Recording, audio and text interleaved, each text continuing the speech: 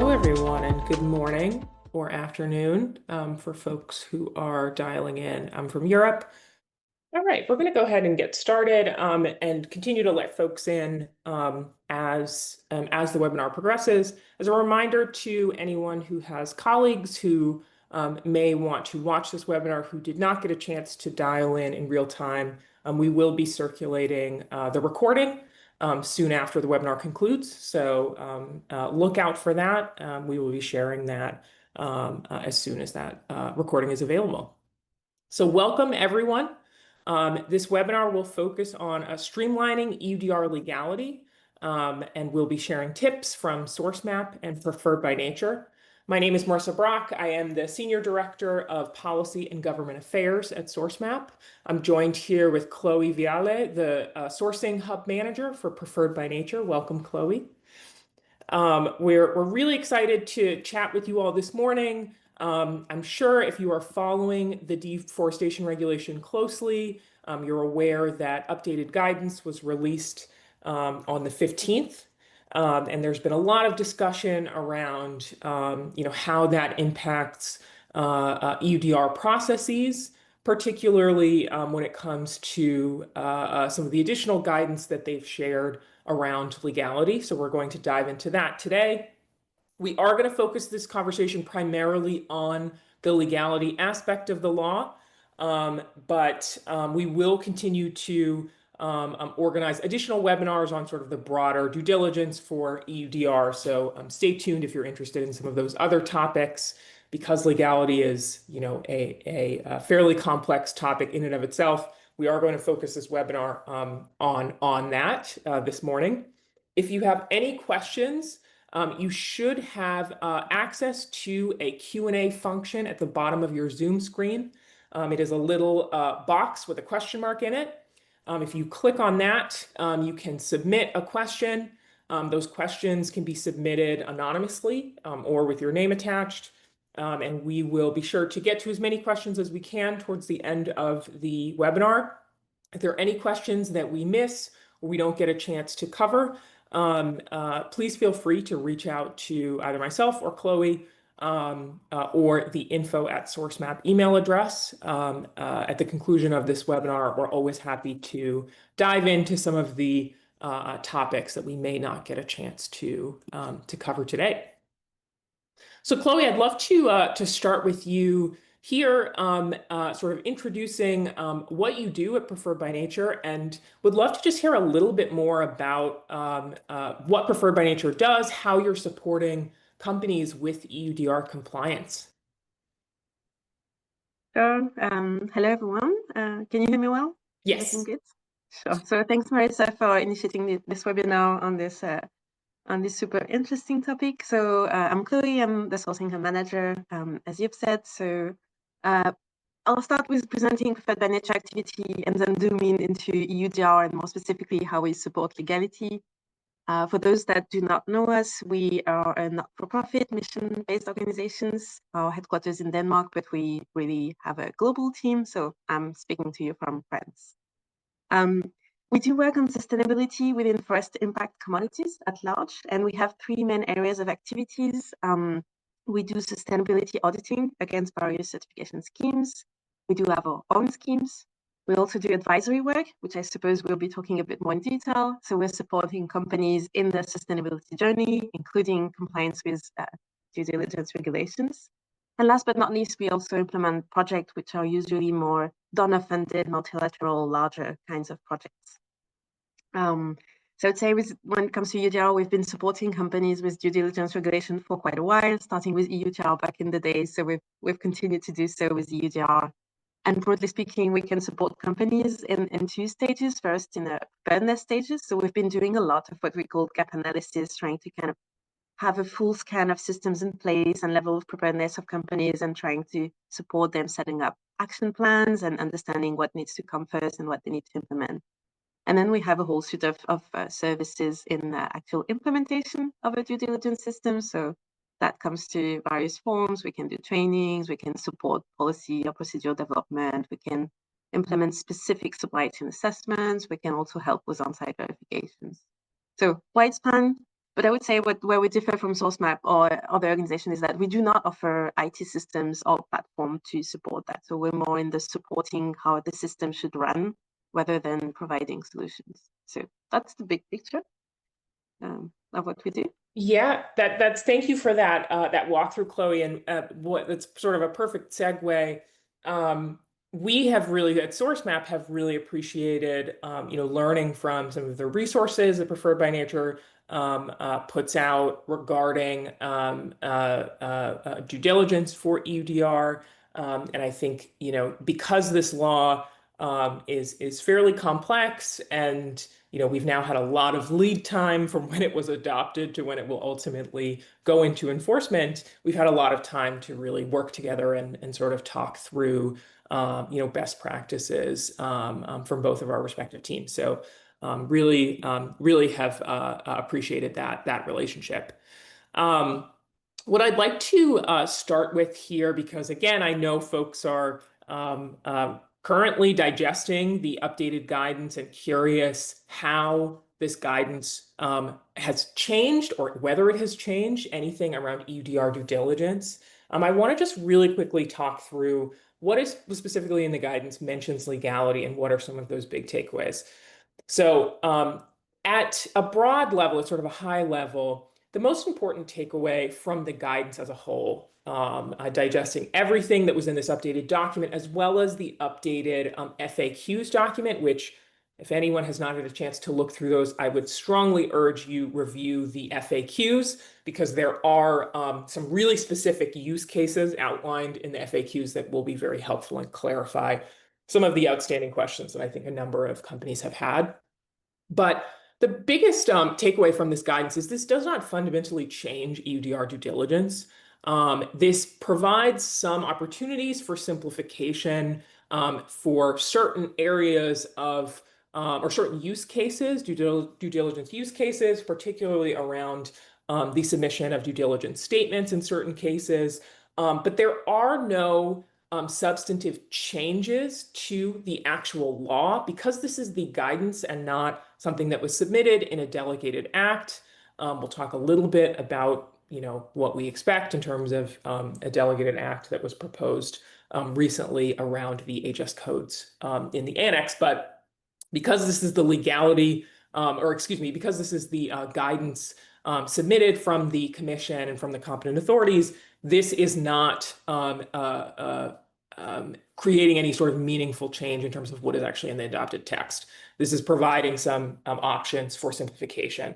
When we're looking at legality specifically, this guidance is a little bit more explicit around what is and what is not relevant for EUDR legality, which, for anyone who has read through the previous iteration of the guidance, I'm sure Chloe can relate to this. I personally appreciated that there was a little bit more by way of detail in terms of what is excluded. What is something that the competent authorities do not care about when it comes to EUDR legality? So just to sort of quote from that guidance, the basis for determining whether a relevant commodity or relevant product has been produced in accordance with the relevant legislation in the country of production is the legislation of that country in which the commodity, or in the case of a derived product, the commodity contained in the derived product was grown, harvested, obtained from, or raised on relevant plots of land. And then obviously for cattle, this would be in the establishments throughout the life cycle of the cattle. The reason that that specific definition is really important is this guidance, in no uncertain terms, says legality is not meant to be conducted for every intermediary supplier in the value chain. This is something that has been clarified much more explicitly in this round of the guidance as opposed to the previous round. This is not actually a change. This has always been the case. But there was understandably some confusion in the market from companies, from operators saying, do we need to ensure that every intermediary supplier, particularly in the case of a derived product where perhaps there are numerous suppliers, manufacturers throughout that value chain, does there need to be some form of legality due diligence for all of those suppliers? The answer is no. What is actually covered under EUDR is the associated plot of land in the country of production. So a little bit more in terms of direct guidance there. As always, as the Commission has said since 2023, the EUDR takes a flexible approach to legality. They are not going to provide a explicit list of these are the 27 questions, for example, that every operator needs to ensure they have answered for their associated plots of land that are in scope of EUDR. They clarified this again in the FAQs. Someone submitted a question that was essentially, are you going to provide, a very specific list of questions?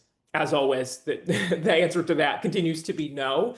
And the reason that it continues to be no, frankly, is even though the Commission is sharing these 7 areas of law that are relevant in terms of EUDR legality, they're not necessarily relevant for every country and every associated plot of land within that country. And so that's really what they're trying to make clear here.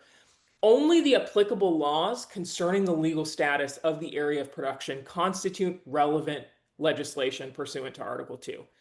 So there were some specific examples, both in the guidance and the FAQs, where they're trying to illustrate this point.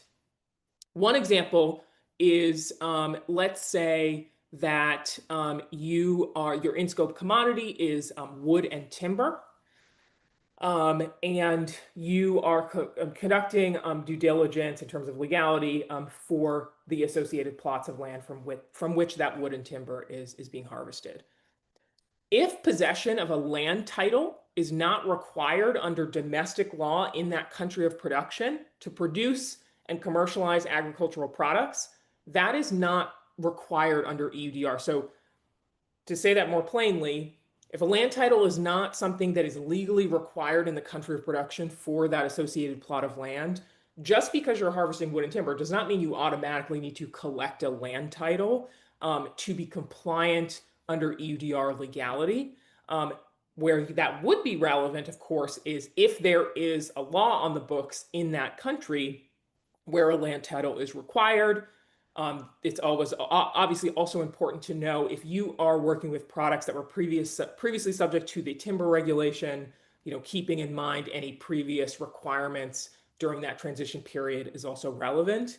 But the reason that example is included is this is something I personally have seen from a number of operators in the space, the assumption that every plot of land would require a land title. That is not something that under EUDR is just universally required. So, they include this point, they include this example to really illustrate that it matters what is legal and required in that country of production. And so again, really underscoring the importance of the associated plot of land instead of focusing on all of the intermediary suppliers in the value chain.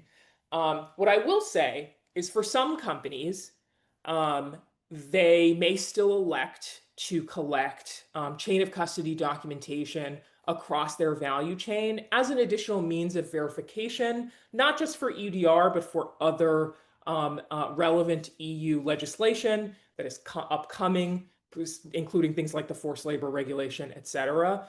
There are other reasons why an operator may want to collect additional evidentiary documentation for their intermediary suppliers.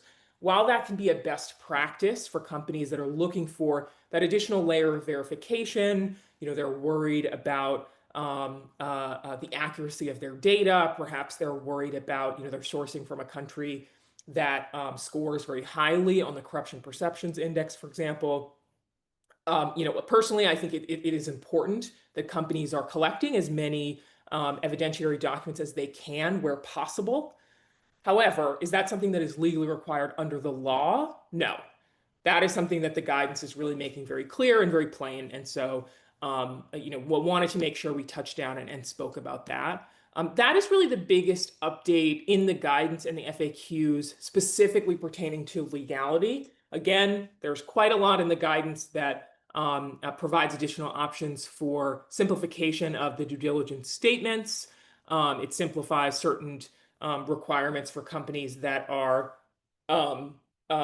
importing a commodity, transforming it, themselves and then reselling a derived product. There are, certain examples there that are, I would urge anyone who has not looked through the guidance and FAQs to take a look at some of those updates. Again, those are not substantively changing any due diligence under the law. These are just providing some additional simplification options. But those are really the headlines in terms of legality. And we'll talk a little bit throughout this webinar around sort of what do we recommend in terms of where companies should start for legality due diligence, and sort of what are some of those best practices we're seeing from companies that are already putting these processes in place, that are using this level of due diligence as essentially a pre-screening tool before they actually start collecting the data that they need, or compiling the due diligence statements, I should say, for goods that will be placed on the market after December 30th. But wanted to make sure we addressed the guidance. So turning things over to you, Chloe, even with these efforts to simplify due diligence in the updated guidance, legality continues to be a difficult task for operators. Again, I think everyone can agree. We appreciate the clarification that really just the associated plots of land are relevant. But there's still an arguably very complex aspect of EUDR legality because it is specific to the country of production, and different countries, of course, have incredibly different laws, and so understanding what's relevant and what is not relevant is a fairly difficult task. So, can you tell us a little bit about how Preferred by Nature has advised the companies that you work with, to approach legality? Where should they start? What have been some of the conversations in this year as we await the enforcement deadline in December? Very good question, and that's spanning quite a wide options. But yeah, there's three things that I'd like to mention here that comes to mind. The first one is don't overlook this element.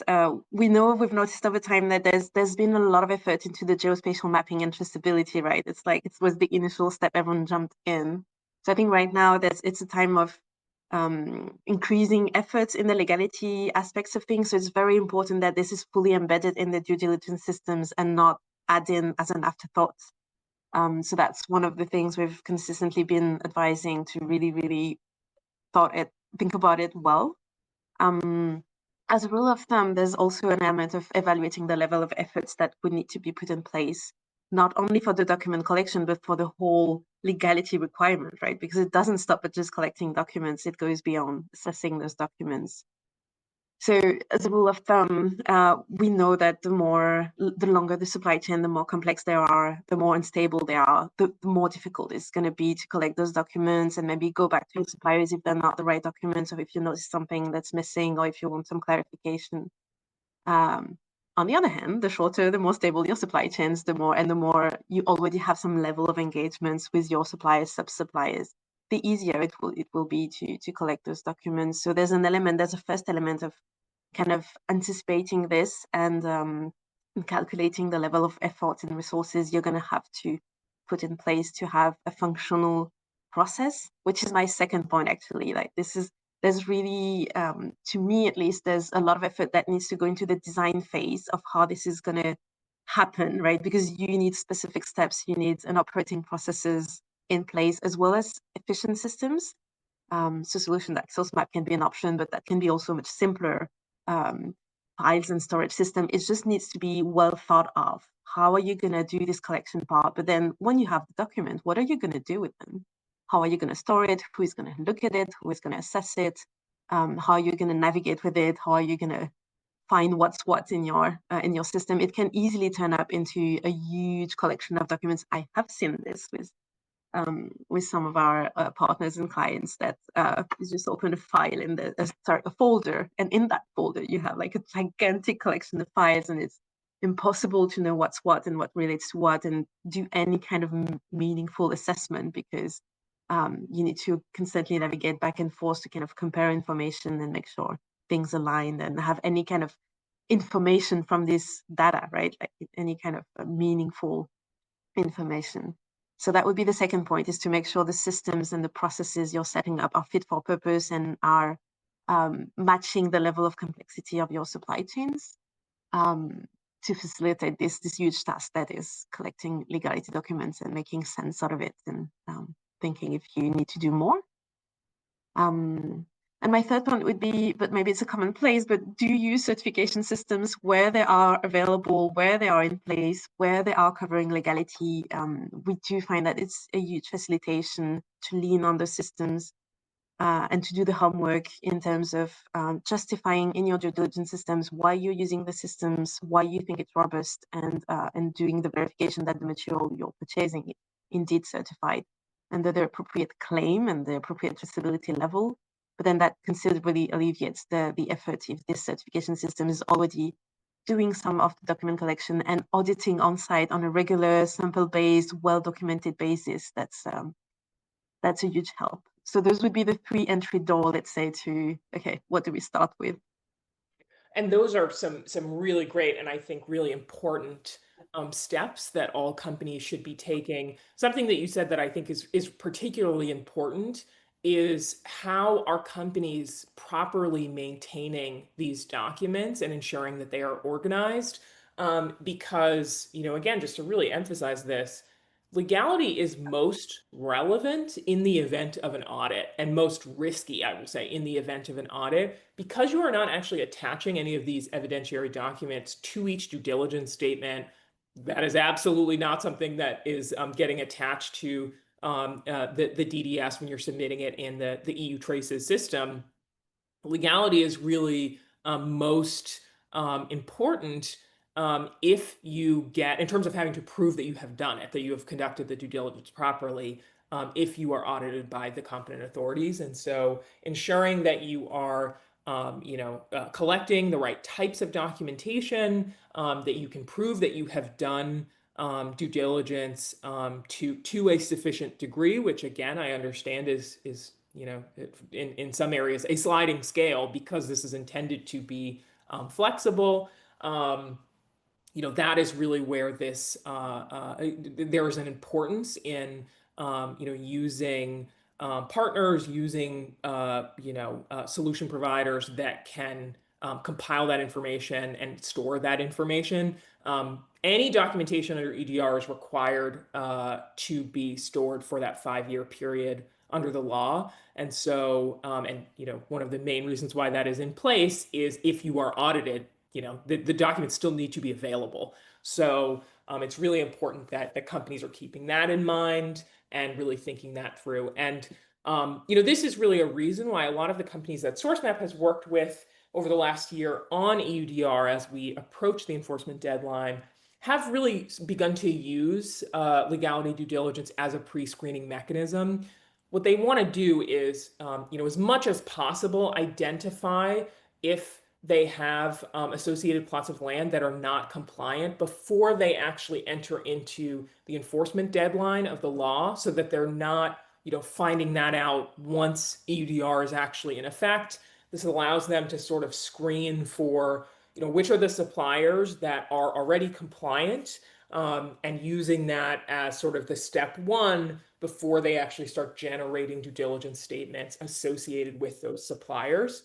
That really is a best practice. I recognize that, the closer that we get to December, the more urgent that becomes. If companies actually want to use this as a pre-screening tool, they need to start as soon as possible. But that is really something that we're seeing quite a bit with companies, particularly large companies that have a high number of associated plots of land that they need to assess. I think we all can anticipate that the competent authorities, may be more prepared for enforcement on December 30th, 2025 than they would have been had the regulation gone into effect on its original timeline, which was December 30th, 2024, last year. They've now had an additional year to prepare. We've really seen, particularly in the EU Traces system, which Sourcemap has been connected to via API now for several months. We've seen as that traces system has been developed, as it went live, as sort of little fixes have gone into effect over the last few months, we're able to see that in real time. This indicates that competent authorities are more prepared now than they would have been if the regulation had gone into effect on its original timeline.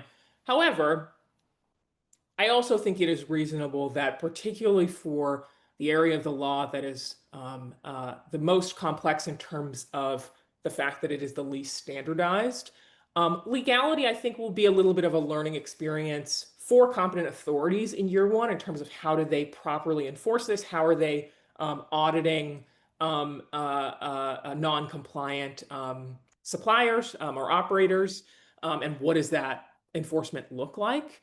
Are there any best practices that Preferred by Nature can share in terms of documentation to collect, how often these documents should be reviewed for accuracy? I understand that, again, this is heavily dependent on the countries in question, but particularly in terms of the frequency of which those documents are reviewed or those supply chains are audited. Are there any best practices that Preferred by Nature tends to share with the companies that you work with?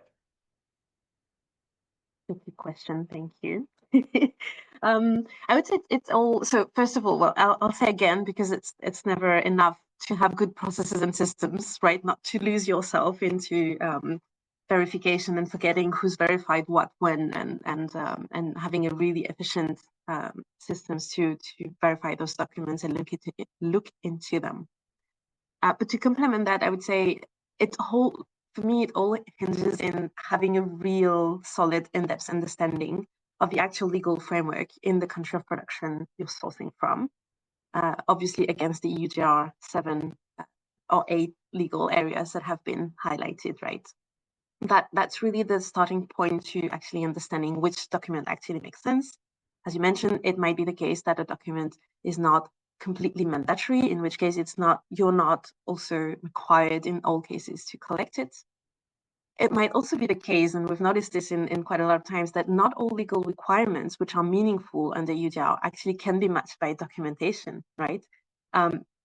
This is easy when the law says, oh, you must, as a producer, you must collect this authorization or you must hold this document. Then from an operator perspective, under EUDR, it's easy. I'm going to collect this document, end of the story. But when the law actually says, like, it's more about prohibiting certain behavior or certain activities, there's not necessarily someone that signs a document every month that says you've not been behaving badly, right, as a producer. So there's really a true need to really understand what the law says, what it's about, and what those documents mean to facilitate the assessment process and to facilitate even like making the list of the relevant documents and understanding maybe whether you should go beyond just the document collection. So maybe to wrap up on that, yeah, I don't have a magic solution to say like how often we do have. So if you understand the nature of the document first, that informs how often should you verify, right? If it's a long-term land title, not the same as if it's a 10-year concession agreement, not the same as if it's an annual authorization we're talking about. So really understanding the nature of the document should help you understand how often you should collect those and look into them. That also, like, this necessity to have a really in-depth understanding of what it is that we're talking about, what's the legal, like, what's the context and what's the legal framework. That's also very helpful for the next step, which is, what am I looking into those documents, and is this enough as for the legality requirement, right? Because there's two steps that we shouldn't overlook that. There's the collection of information is the first step, but the risk assessment is complementing this step, right? So it starts with actually opening those legality documents, looking into them and trying to understand what they say, and if it's sufficient to mitigate any type of illegality risk, or whether this is not sufficient. We've been developing some document guide in the timber sector, trying to kind of map out for specific sectors what this legality document is looking like, what's the format, where you should which fields should you look for, where there should be a signature or a stamp. So we're keen to continue doing that and making those open source and readily available. That's one thing we will keep working on. Yeah, and then again, understand that it doesn't stop at legality collection and opening those documents. And it's really important, I think, to link that up to the risk assessment of legality. And I would say that in one thing I would say is like, if, especially as you mentioned, Marissa, in contexts where there's a high level of corruption, or where there might be low level of corruption, but one specific enforcement issues around one specific legal requirement, for some reason, there might be not enough awareness raising, or there might be some specific flaws in that specific producing country for this one specific legal requirement. So it's really about understanding, why is this specific legal requirement having more enforcement issues, and therefore, what do I need to do? Like, maybe you need to be more attentive to the document analysis, but maybe you also need to go beyond just collecting the documents. And I'm thinking especially like self-declaration or declaration from your sub-suppliers in context where there's enforcement issues, then that might be insufficient, and you might need to actually complement the document collection with more risk mitigation. Absolutely. I think those are some really important points. One thing I want to make sure to call out is, in terms of what is legally required under legality, that level of due diligence needs to be reviewed at least on an annual basis. So, even if you're collecting a document that is establishing a land title for, let's say, 10 years, there still needs to be due diligence done on an annual basis. So, really important to understand just that component. I think that you also touched on a point that I want to underscore, which is, the amount of evidentiary documentation you collect. I am generally of the opinion that, collect as much as you can, while also recognizing that there absolutely will be areas where, the only way to fully ensure that your associated plots of land are compliant are through things like audits and, sometimes site visits. Documents can't be the only area that companies, look at in terms of legality due diligence. If you look at the different areas of law, there isn't necessarily an established list of documents that's going to prove that you're compliant with all of those areas. So something to definitely think about. There's a couple of questions coming through in the Q&A that I want to address since they're relevant here. In terms of country risk levels, we got a question around whether the EU will provide country risk levels. So the EU is going to publish the country risk benchmark by June. This was something that the Commission agreed to when trilogues were reopened at the end of last year in order to push the regulation forward by 12 months. They agreed to publishing the country risk benchmark by June. We know that they are actively working on this now. However, that country risk benchmark is really going to be focused on deforestation risk. So just because a country is considered low risk for deforestation, or the inverse of that, high risk for deforestation, it doesn't necessarily mean they're also going to have a high or low risk in terms of the Corruption Perceptions Index, which is the score that the Commission recommends that operators look at, just as an additional layer of context around, is this a high corruption area where perhaps you may want to consider additional audits, additional site visits, and not rely heavily on, or entirely, I should say, on, evidentiary documents and document collection. But yes, that country risk benchmark is forthcoming. That is something that does factor in, of course, to your legality due diligence. If you're sourcing from countries that, let's say, have a low country risk benchmark for deforestation, and they also have a low CPI score, I think reasonably for operators, you can't audit every single associated plot of land in your value chain before December 30th. No company is doing that. No one is going to be able to do that. And so it really is important to have a mechanism to say, all right, here are the areas we want to focus that maybe we're particularly worried about, where we want to really do that additional layer of due diligence and ensure that these associated plots of land are compliant. And a great way to do that is looking at the combination of the EU's risk benchmark and the CPI score for that country. including other factors, of course, because that doesn't tell you the complete picture. But that is, that is a good place to start. I am of the opinion that, understanding how complex legality due diligence is, it is important that operators are approaching this in a reasonable way. It's not necessarily helpful to tell companies, this is so complicated, the only way you can do this is to audit every single associated plot of land. That's not reasonable. That's not something any company is going to have the resources to do, or the capacity to, or the time, frankly, to do between now and December 30th. And so, focusing on those areas that may be a slightly higher risk, areas where you're having trouble collecting evidentiary documents, that is definitely a risk indicator. Areas where you perhaps have, non-responsive suppliers, that is also a risk indicator. So, starting to focus down a little bit rather than trying to do just everything for every single one of your associated plots of land is a good way to start. So there was a question in here that I also just want to address around due diligence requirements if you are not the operator that's originally placing the commodities on the market for the first time. So you're, perhaps a downstream operator, you're a trader. So there are a couple of things in the guidance that, again, this was always the case, but this is just being clarified a little bit more. Operators that place products on the market for the first time, they are the ones that are responsible for that primary due diligence of the associated plot of land for the commodities in question.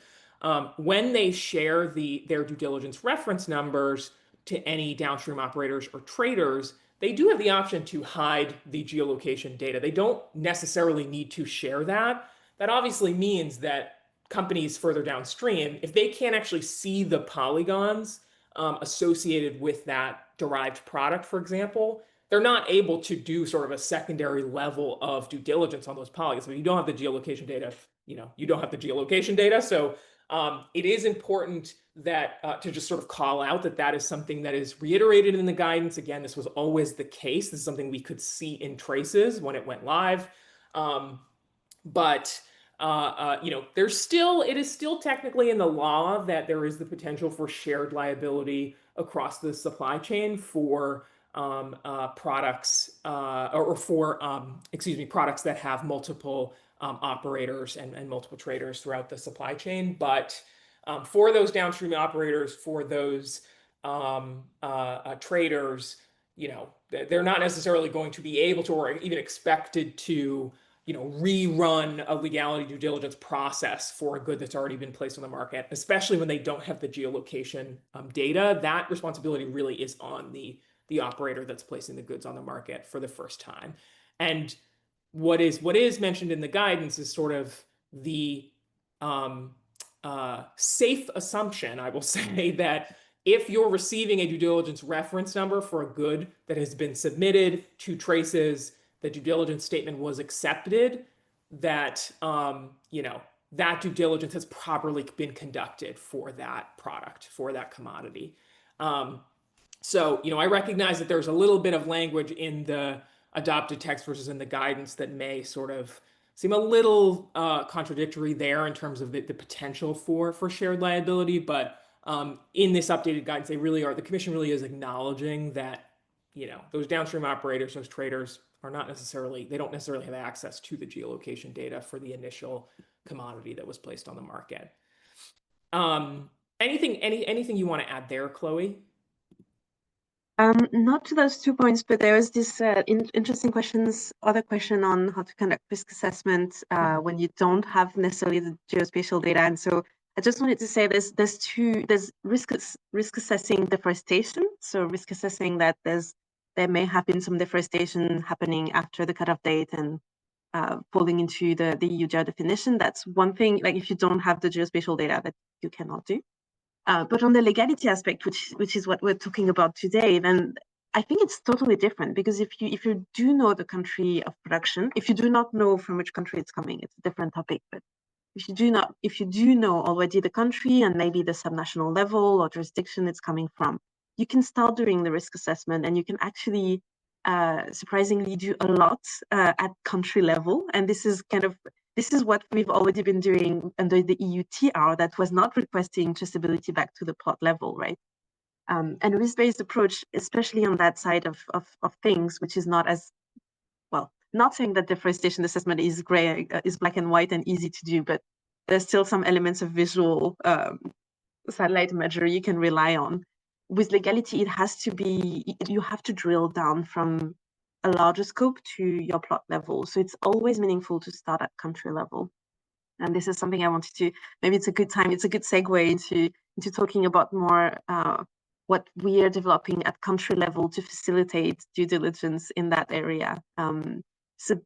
So the idea that we're working on, and we've been working on for years actually, is to develop country profiles for those producing countries to actually start this exercise of identifying what is the legal framework that's relevant in those production countries.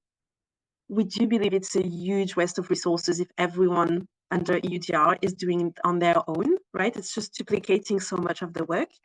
What's relevant to their own supply chain, then that's fine. But what's just about mapping the legality requirements in those producing countries, this we believe should be absolutely be a pre-competitive exercise. And there should be an open source, common shared resources that's flagging and highlighting, identifying, documenting those relevant legal requirements in the key producing countries.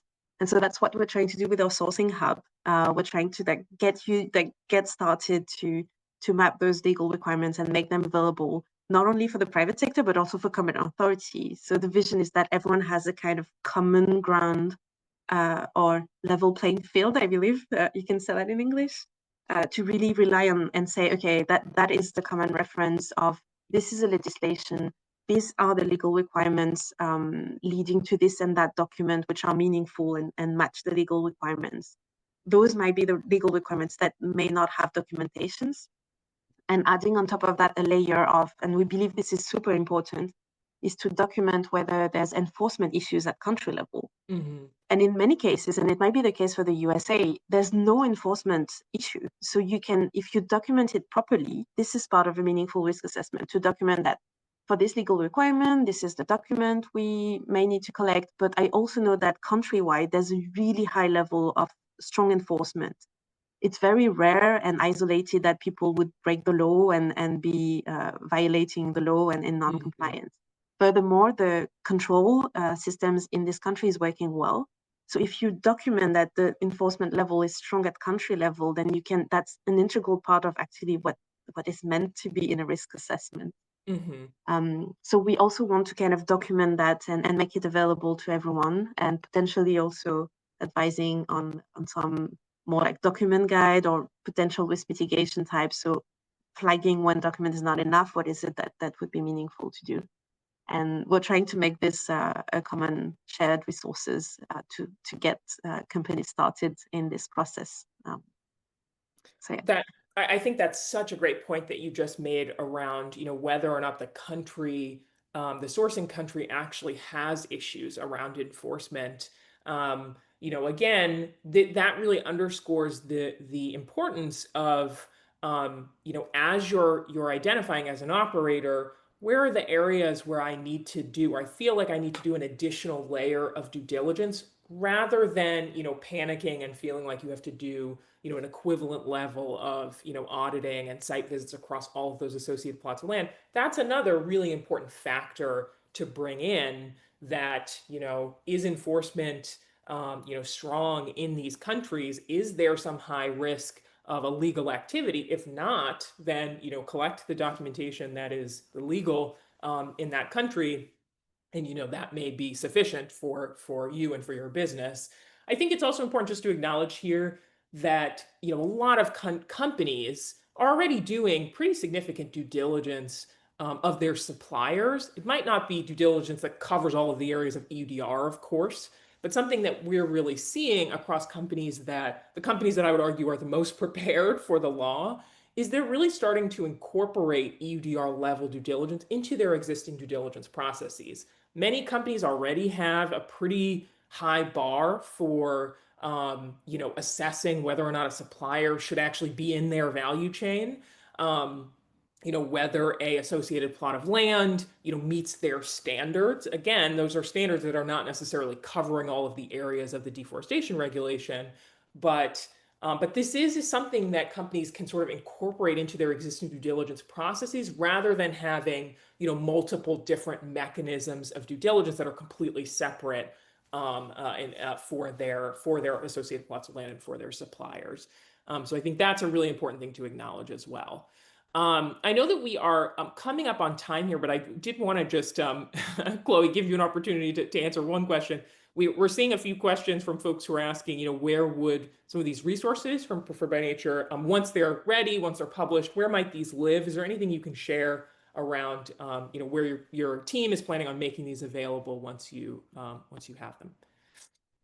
Sure. Yeah, thanks. Very important. So I don't have I'm not happy about my answer here because we do have an online website that's called the Sourcing Hub. So you can go in there. We are in the process of actually changing our approach to doing those country profiles, let's say. There's the one thing we want to do is expand the scope. So in the past, we've been focusing a lot on timber. So most of the resources you'll find on our current website are timber oriented. So right now, we're in the process of developing more data around forest commodity producing countries and other commodities. So this is ongoing work. It's not ready to be published. So you'll have to be a bit patient. And I know you just around the corner, but we're doing our best. So that's the one thing.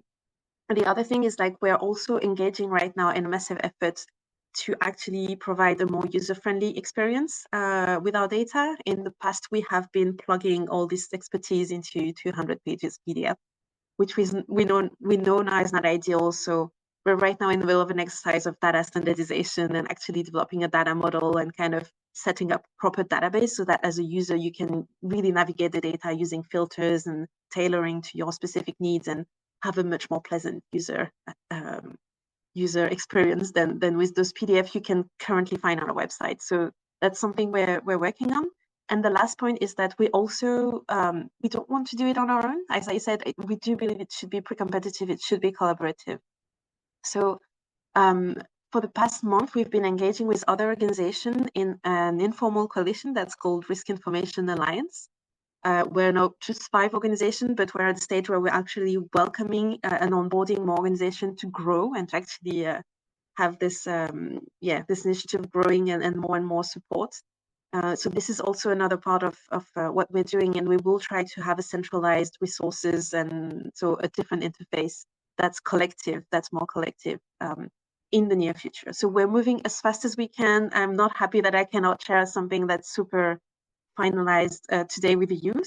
But I would encourage you to stay tuned so you can explore our current website. Just know that it's not at the level where we want it to be, and we're actually doing a lot of back-end development so that we can provide with a more updated resources. So do explore this, but get in touch with us, and we will publish everything on our LinkedIn profile and our website. So if you stay tuned with our social channels, you will know when we have more to share. Excellent. Thank you so much, Chloe. And I know that, as I said, my team has really appreciated the resources that Preferred by Nature already has published, and some of the expertise that you've been able to share. So I'm sure that everyone dialed into this webinar will be, excited to see as those further resources are developed. I know that there's, a handful of questions that we didn't get a chance to cover. But what we will do for folks who submitted those questions in the chat, we will, wherever possible, we can reach out and respond to some of those answers in writing directly to anyone who submitted questions that we didn't get a chance to chat about, and we can include some of those answers in our upcoming Sourcemap newsletter.